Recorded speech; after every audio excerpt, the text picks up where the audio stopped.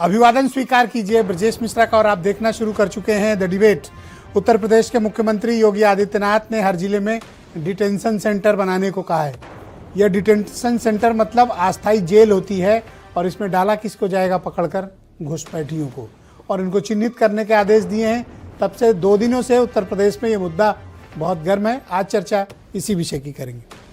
बहन भाइयों, उत्तर प्रदेश के मुख्यमंत्री योगी आदित्यनाथ ने 2 दिन पहले एक बहुत कड़ा आदेश जारी किया है। कल फॉर्मल ऑर्डर भी उसके जारी हो गए हैं। मुख्यमंत्री योगी आदित्यनाथ की तरफ से जो आदेश जारी हुआ है उनकी सरकार की तरफ से, वो आदेश में कहा गया है कि जितने भी घुसपैठिए हैं इनको चिन्हित किया जाए, इनकी पहचान की जाए, इन्हें लोकेट किया जाए और इनको फिर पकड़कर अस्थायी डिटेंशन सेंटर में डाला जाए। क्या होते हैं ये डिटेंशन सेंटर? बहनों भाइयों, इस देश में सिर्फ एक ही डिटेंशन सेंटर बना हुआ है, वो भी है असम में। वो भी सुप्रीम कोर्ट के आदेश के बाद बना था। दरअसल असम में बांग्लादेश के और रोहिंग्या कम्युनिटी के बहुत बड़ी संख्या में लोग भाग कर आए थे और अलग अलग जगहों पर बस गए थे, और ये कहा गया कि ये घुसपैठ करके भारत में अवैध रूप से दाखिल होकर यहाँ रह रहे हैं।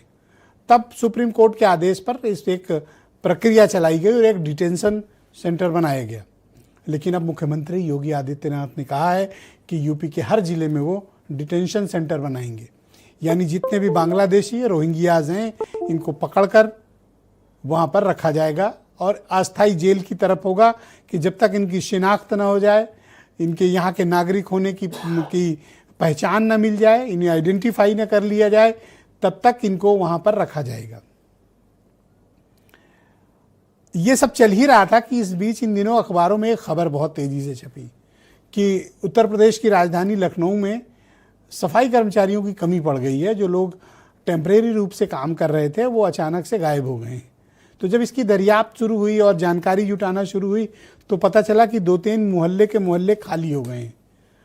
तो पत्रकार लोग वहाँ गए और उन्होंने पूछा कि इस मोहल्ले में जो लोग रह रहे थे वो कहाँ गए? तो बोले ये लोग पहले सफाई कर्मचारी थे, काम कर रहे थे, लेकिन असम में अब इन दिनों SIR चल रहा है तो ये असम से आए थे तो वापिस चले गए। उसी के बाद से सरकार एक्टिवेट हुई और उन्हें लगा कि कुछ दाल में काला है, कुछ गड़बड़ है।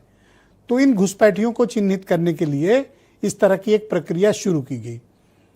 लेकिन डिटेंशन सेंटर बनाने की जो प्रक्रिया है ये पेचीदा है।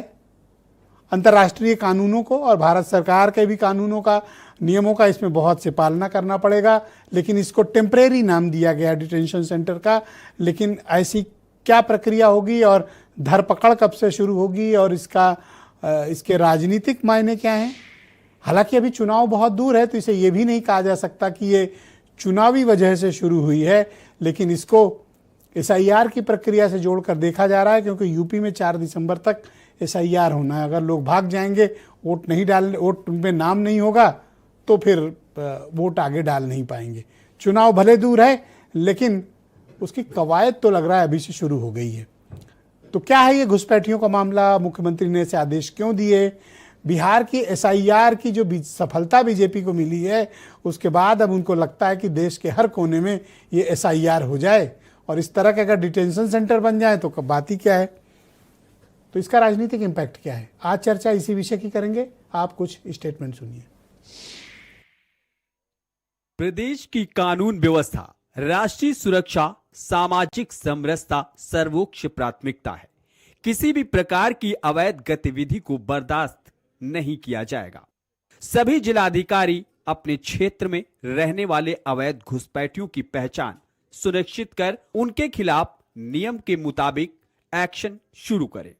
घुसपैठियों को रखने के लिए हर जिले में अस्थायी डिटेंशन सेंटर का निर्माण हो। 9 साल में ये किसी घुसपैठियों को पकड़ नहीं पाए तो इससे नाकारा सरकार और नाकारा मुख्यमंत्री कौन हो सकता है? जो अब डिटेंशन सेंटर की बात कर रहे हैं, आप मुख्यमंत्री हैं, आप किसी को पकड़ ही नहीं पाए अभी तक। Not a man, single man. अगर आप ये स्वीकार करते हैं कि उत्तर प्रदेश में बांग्लादेशी घुस आए, आप क्या करते रहे? आपकी इंटेलिजेंस क्या करती रही? आपकी पुलिस फोर्स क्या करती रही? 8 साल से आपकी सरकार क्या कर रहे थे? इसका मतलब कि आपकी काम करने की क्षमता नहीं है। आपके ऊपर प्रश्न चिन्ह लगता है मुख्यमंत्री जी। ये तो काम आपको पहले ही कर देना चाहिए था। आज कर रहे हैं इसलिए कि आप केवल और केवल चुनाव में जाकर भाषण दे रहे थे और चुनाव में जाकर केवल प्रचार कर रहे थे। पूरा चुनाव कैंपेन करने वाले मुख्यमंत्री हैं आप, काम करने वाले मुख्यमंत्री नहीं है। तो बहनों भाइयों, आज की इस पर चर्चा को हम आगे बढ़ाएंगे। संजय चौधरी उत्तर प्रदेश में भारतीय जनता पार्टी के प्रवक्ता हैं, दीपक रंजन समाजवादी पार्टी से हैं, प्रियंका गुप्ता कांग्रेस कमेटी की प्रवक्ता हैं, रोहित अग्रवाल राष्ट्रीय लोकदल के प्रवक्ता हैं और देवकी नंदन जी हमारे साथ मौजूद हैं, बहुत ही जाने माने पत्रकार हैं। हाजी हसन मेरे साथ मौजूद हैं, जाने माने स्कॉलर। बहुत शुक्रिया आप सभी का इस कार्यक्रम में मेरे साथ सम्मिलित होने के लिए। तो संजय चौधरी जी, कार्यक्रम की